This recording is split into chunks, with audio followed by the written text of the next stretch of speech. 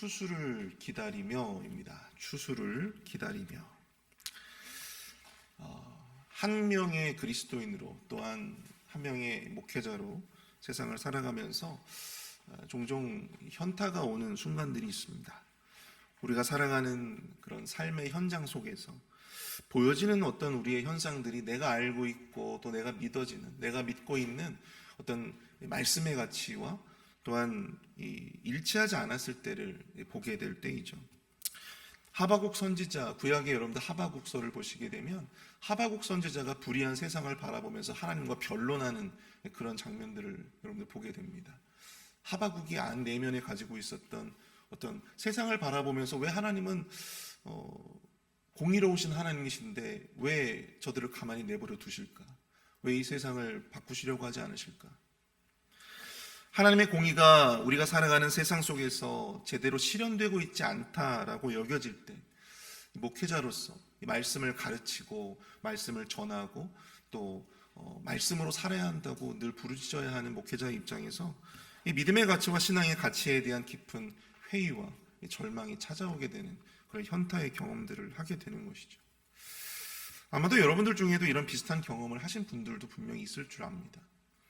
그리고 우리뿐만 아니라 이 요한계시록의 주된 독자였던 당시에 핍박받았던 그리스도인들, 소아시아의 7교회의 수많은 그리스도인들도 점점 더 거세어지는 핍박과 시련의 삶 속에서 장차 곧 돌아오시겠다라고 약속하셨던 그리스도의 그 약속이 매우 요원해지고 있었던 그러한 시기, 또한 로마 황제와 같은 악인들이 세상 속에서 득세하며 형통하는 듯 보여지는 그러한 현실을 마주하면서 그들은 아마도 자신이 가지고 있었던 믿음과 또한 이 보여지는 현상들 사이에서 깊은 절망과 자괴감, 이런 현타들이 왔을 거라고 생각이 되어집니다.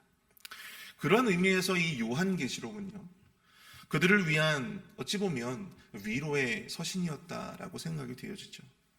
비록 요한계시록은 장차 다가올 하나님의 무시무시한 어떤 진노의 어떤 심판에 대한 말씀이지만 그것은 오히려 그리스도인들이 당할 심판과 진노가 아니라는 것입니다.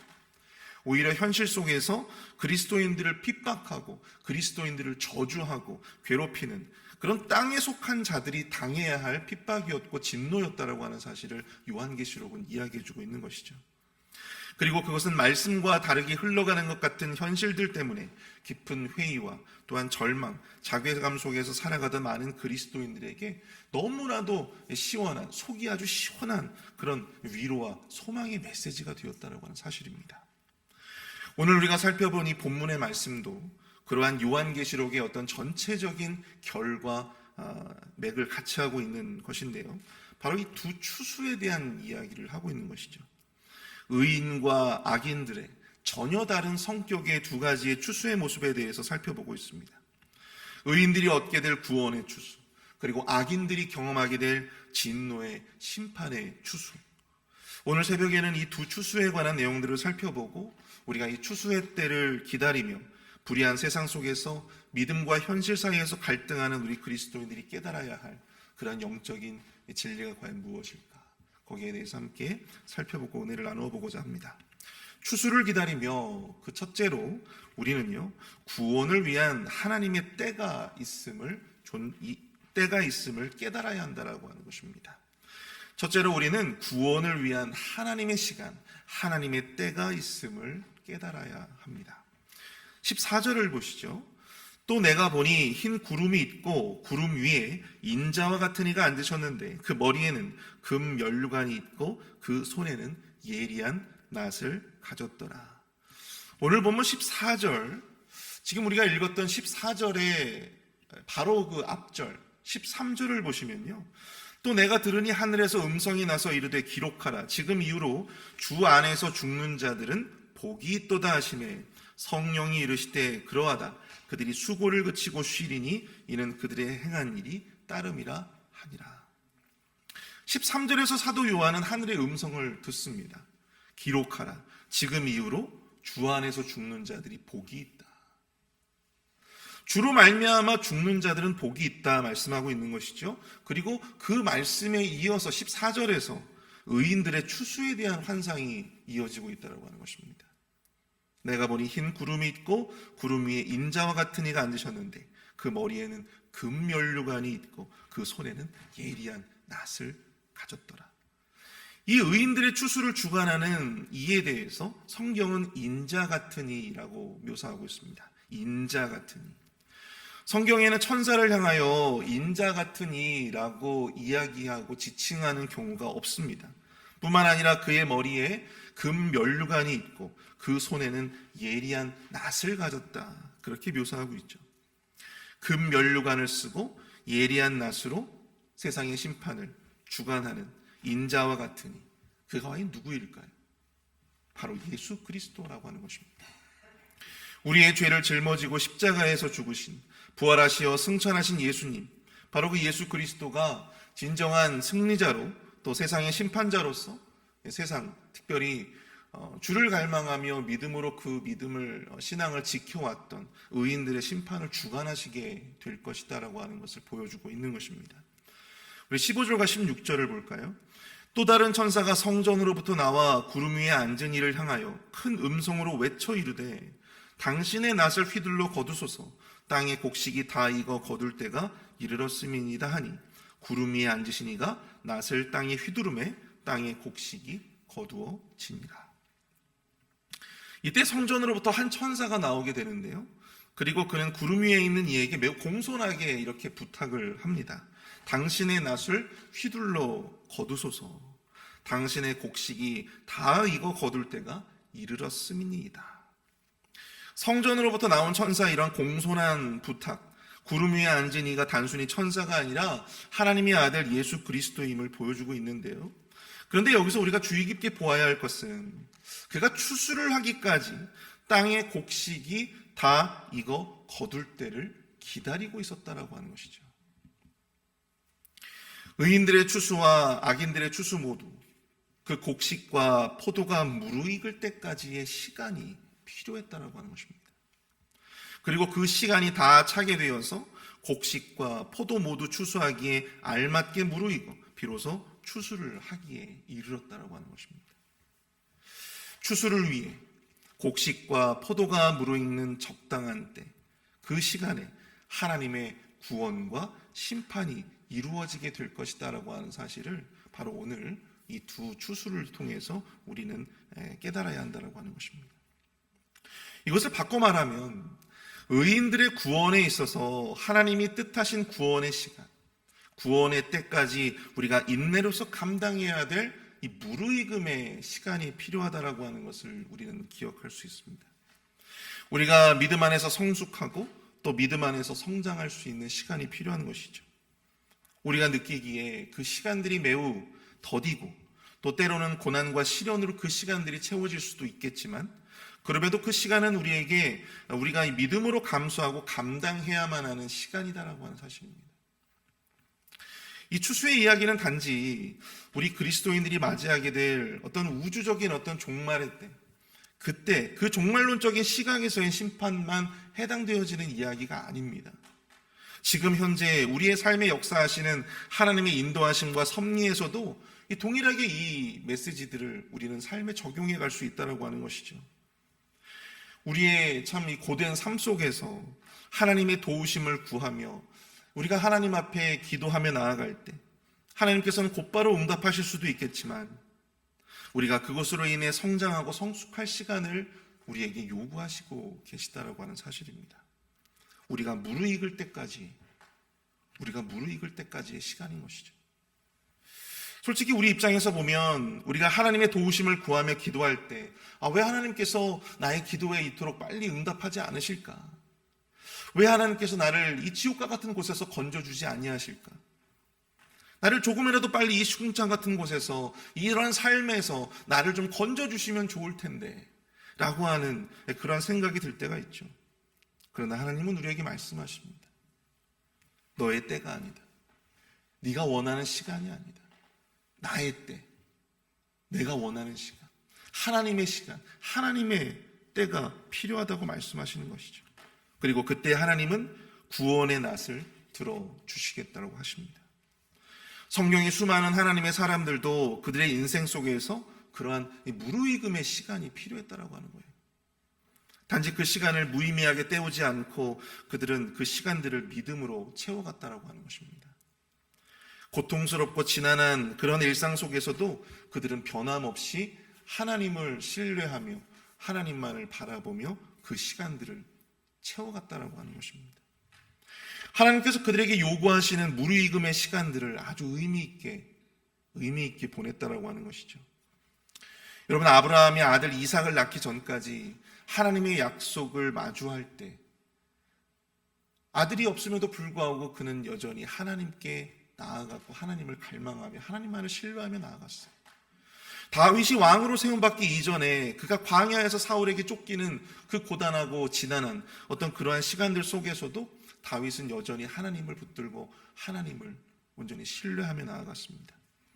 우리 예수님도 본격적인 공생애를 하기 전 예수님마저도 3년의 시간 동안 광야에서 그러한 시간들을 보내셨어요.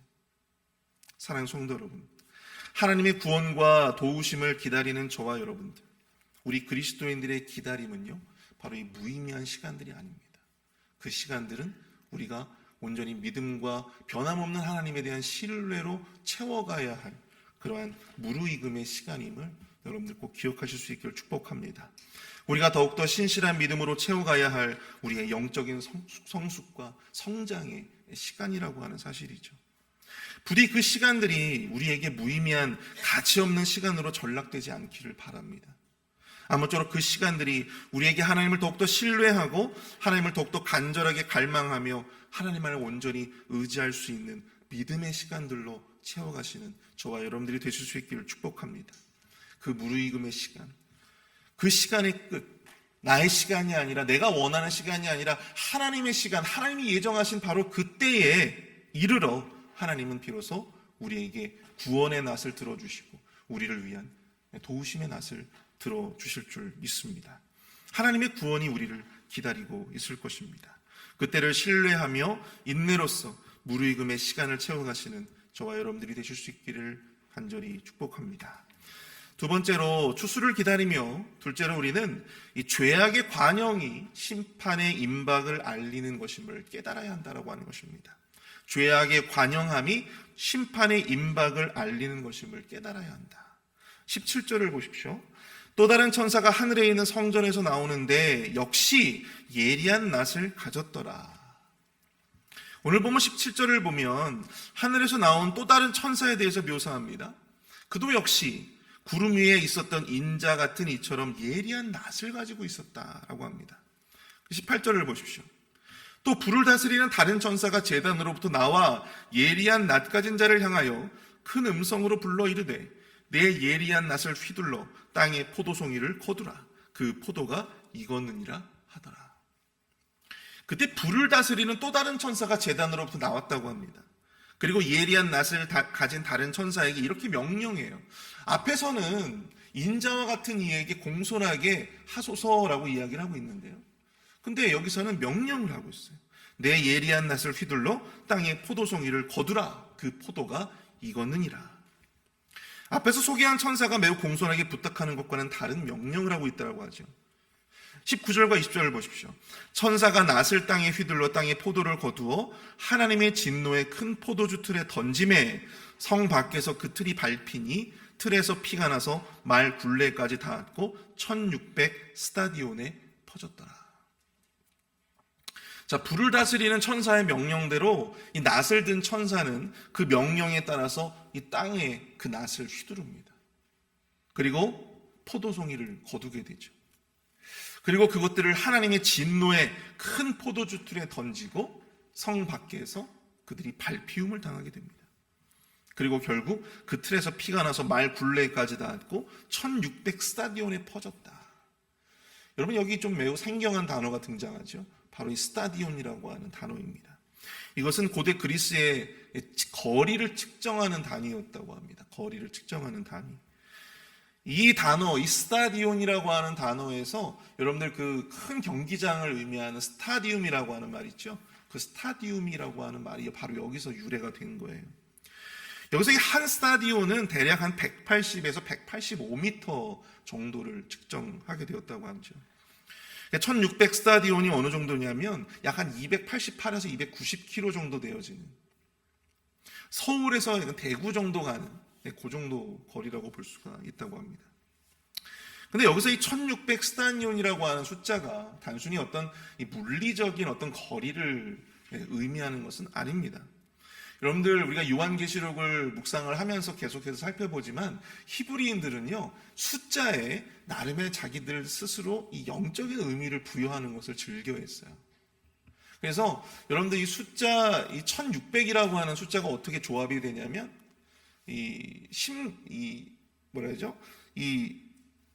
유대인들에게 숫자의 4라고 하는 것이 동서남북해가지고요, 이 세상 전체를 의미하는, 그것을 이 숫자 4가 상징을 한다고 합니다. 여기에 10을 곱해요. 그럼 어떻게 돼요? 40이 되잖아요. 이 10이라고 하는 숫자는 또 완전수예요. 그래서 이 40이라고 하는 숫자는 이 세상 전체를 의미하는 거예요. 세상 전체. 그리고 이 40의 제곱, 40의 이제 이 제곱이 바로 이 1600이라고 하는 숫자인데요. 바로 이 온 땅 가운데 임하게 될, 세상 전체에 온 땅 가운데 임하게 될 그런 하나님의 아주 철저한 심판을 상징하는 단어, 그 숫자가 바로 이 1600이라고 하는 숫자라고 하는 것입니다. 악인들이 당하게 될 아주 철저한 멸망, 아주 완전한 심판, 그것을 보여주기 위한 숫자가 바로 이 1600 스타디온이라고 하는 바로 그러한 단어에 숨겨져 있는 그러한 의미라고 할 수가 있는 것이죠. 하나님의 이 큰 진노의 포도주 틀에서 밟히게 될 땅의 포도들, 이 죄인들과 이 악인들의 말로가 여러분 너무나도 잔인하게 느껴지지 않습니까? 그들의 피가 온 땅에 흥건하게 될 것이다 라고 하는 하나님의 예언. 그러한 이런 잔혹한 심판이 있기까지 하나님은요, 앞에서 의인들의 추수의 그 과정에서 우리가 살펴보고 있다시피 의인들뿐만 아니라 하나님은 이 악인들의 심판을 하시기 이르기까지 기다림의 시간들을 또한 허용하셨다라고 하는 사실을 우리가 보게 된다고 하는 것입니다. 하나님이 아시는 하나님의 심판의 때, 하나님의 심판의 시간, 악인들의 그 가지고 있었던 그 악인들의 그 죄가 무르익어가는 그러한 시간들, 그들의 악이 아주 썩을 때까지 썩어지는 어떤 그러한 시간, 바로 그때까지 하나님께서 그 심판을 유보하시고 그 심판을 기다리고 계신다라고 하는 것이죠. 이 말씀을 통해서 우리가 기억해야 될 두 번째는 무엇이냐면 바로 이 악인들의 이 죄악의 무르익음, 이 죄악의 관영, 이것은 이제 곧 하나님의 진노가 머지않았다라고 하는 것을 깨달아야 할 순간이다라고 하는 것입니다. 여러분들, 왜 악인들이 멸망하게 됩니까? 그것은 바로 그들이 멈추고 돌아서야 할 때를 알지 못했기 때문이에요. 죄악의 관영을 통해서 하나님의 진노의 심판이 머지않았음을 깨달아야 함에도 불구하고 죄의 관영은 그들로 하여금 죄악된 행동들을 멈추지 못하게 만들고 더 이상 돌아서지 못하게 만든다라고 하는 것입니다. 그렇게 회개의 때를 놓쳐버린 악인들은 결국 돌이킬 수 없는 하나님의 철저한 그런 심판의 대가를 맞이할 수밖에 없다라고 하는 것이죠. 여러분, 우리가 이 죄의 메커니즘에 대해서 생각을 할 때, 여러분, 한 번의 죄로 인해서 우리 인생이 끝장나고 이 한 번의 죄로 인해서 우리의 삶이 철저하게 무너진다라고 하면 여러분, 죄를 지을 사람이 누가 있겠습니까? 그렇죠? 세상에 죄를 지을 사람이 누가 있겠어요? 그러나 성경이 말씀하고 있는 죄와 심판의 메커니즘은요, 그렇지 않습니다. 한 번의 죄는 우리가 두려워요, 여러분. 한 번의 죄는 두려워요. 그런데 그 한 번을 넘어서면 두 번, 세 번, 네 번, 다섯 번은요, 너무나도 쉽습니다. 너무나도 익숙해졌어요. 그리고 나중에는요, 그 죄를 어떻게 합니까? 즐기게 돼요. 그 죄를 즐기게 돼요. 그리고 그 죄가 나에게 기쁨을 줘요. 내 삶에 의미가 되어져 버려요. 한 번의 죄는 무섭지만 다시 그 죄를 반복하는 것은 너무나도 쉬운 것입니다. 그렇게 우리는 점점 죄에 무뎌지고 그 안에서 그릇된 환상들을 갖게 되는 것이죠. 괜찮네. 이렇게 해도 되는구나. 죄인들은 자신의 삶에서 죄가 주는 기쁨을 만끽합니다. 그리고 죄의 무르익음을 느끼게 됩니다. 우리는 그것을 죄의 관영이라 말합니다. 죄의 깊이와 그 죄의 넓이가 찰 만큼 차게 되었다라고 하는 것이죠. 앞에서도 말씀드렸다시피 이러한 죄와 심판의 메커니즘은 굳이 어떤 우주적인 종말의 때가 아니더라도 우리의 삶 속에서도 충분히 전개될 수 있는 사건임을 여러분들 기억하십시오. 굳이 우주적인 전 세계의 종말이 아니더라도 이러한 죄와 심판의 메커니즘은요, 우리가 성경을 통해서도 우리가 목도할 수 있고 역사를 통해서도 우리가 볼 수 있어요.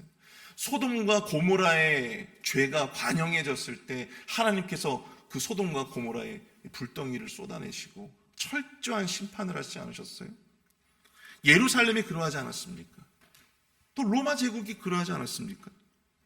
죄가 관영하면 그 죄는 반드시 그 값을 치르게 되어 있습니다. 역사가 보여주고 있어요. 어리석은 자들은 이 죄의 관영함을 마치 죄의 번영으로 착각합니다. 이래도 되는구나. 이렇게 해도 상관이 없는구나. 점점 심판의 늪으로 자기도 모르게 그렇게 냄비 안의 개구리들처럼 자기도 모르게 점점 그렇게 궁극적인 어떤 참혹한 결말로 이어지게 되는 것이죠. 설령 우리 믿음의 사람들의 경우에도 지혜로운 사람들은요, 설령 어쩌다 그릇된 길을 가다가도 어쩌다 죄의 선택을 하였다 할지라도 자신의 죄의 관영함 속에서 심판이 머지않았음을 느끼고 그 길에서 멈추고 또 돌이키게 된다라고 하는 사실입니다. 하나님의 경고를 결코 간과하지 않습니다. 회개로서 다시금 하나님 앞에 나아가고자 하는 어떤 그러한 결단을 지혜로운 자들은 그렇게 할 수 있다라고 하는 것이죠. 사랑하는 성도 여러분, 우리 그리스도인들은 세상 속에 그리고 나의 삶 속에 만연되어 있는 죄의 모습들을 바라보며 이 죄의 무르익음의 두려움을 여러분들 경험하셔야 됩니다. 그리고 이제 심판이 머지않았음을 깨달아야 돼요. 정말 요즘에 여러분들 이 뉴스 같은 데 보면요, 정말 이 말도 안 되는 사건들이 많이 나오더라고요. 우리나라 같은 경우에 아버지가 아들을 자기 생일날 축하하러 온 아들을 막 총으로 쏴 죽이고, 이런 참혹한 일들이 여러분들 벌어지고 있잖아요. 이게 말세라고 하는 사실이 요즘에 이런 어떤 범죄들을 보면 정말 세상이 정말 미쳐서 돌아가는구나. 여러분, 이러한 모습 속에서 비단 그들의 문제라고만 여러분들 치부하지 마시고, 여러분들 우리의 삶에도 지금 점점 나도 모르게 지금 채워져 가고 있는 이 죄의 관영함을 여러분들 두려움으로 보셔야 된다는 건 사실입니다. 세상이 말세구나 하면서 세상의 죄만을 보지 마시고, 여러분들 우리 안에 나도 모르게 내 안에 내 삶에 지금 채워져 가고 있는 죄의 관영함을 한번 보세요. 두려울 때가 한두 번이 아닙니다. 비단 세상의 죄뿐만 아니라 그러한 관점으로 우리 자신들의 삶을, 내 삶을 돌아볼 수 있는 저와 여러분들이 되실 수 있기를 바랍니다. 내 안에 아무렇지도 않게 행하고 있는 이런 죄악들, 누가 뭐라 하지도 않는데, 아무런 양심의 거리낌이 없는데 그 죄의 무르익어감이 점점 더 내 삶을 지금 이렇게 옥죄어가고 있음을 여러분들 기억하십시오.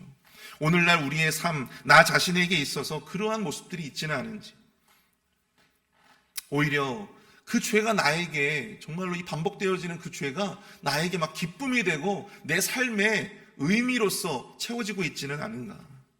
그러한 착각이 내 삶을 지배하고 있지는 않은가. 그러한 죄악의 관영함 끝에 여러분, 하나님의 정말 이루 말할 수 없는 그런 참혹한 이런 1600 스타디온에 아주 잔혹한 진노의 심판의 칼이 숨겨져 있습니다. 여러분들, 우리는 두려움을 가지고 목도해야 될 줄로 믿습니다. 미래의 내가 아니라 오늘의 나에게 적용할 수 있는 그런 영적인 지혜가 오늘 말씀을 통해서 우리에게 또한 읽혀질 수 있게 되어지기를 축복합니다. 우리 시간 다 함께 말씀을 생각하시면서요, 함께 우리가 좀 기도하기를 원하는데요, 우리 삶 속에서 추수의 때를 항상 기억하게 하시고 믿음으로 추수의 때를 기다리며 이 고난과 또한 이 시련의 때를 정말 참된 믿음과 신앙으로 채워갈 수 있도록 인도하여 주옵소서. 또한 악인들의 추수를 묵상하면서 세상과 내 안의 죄의 관영함을 바라보며 두려움을 느끼고 다시금 주께로 돌아서는 영적인 결단과 지혜가 우리 안에 있을 수 있도록 이 시간 함께 기도하며 나가도록 하겠습니다.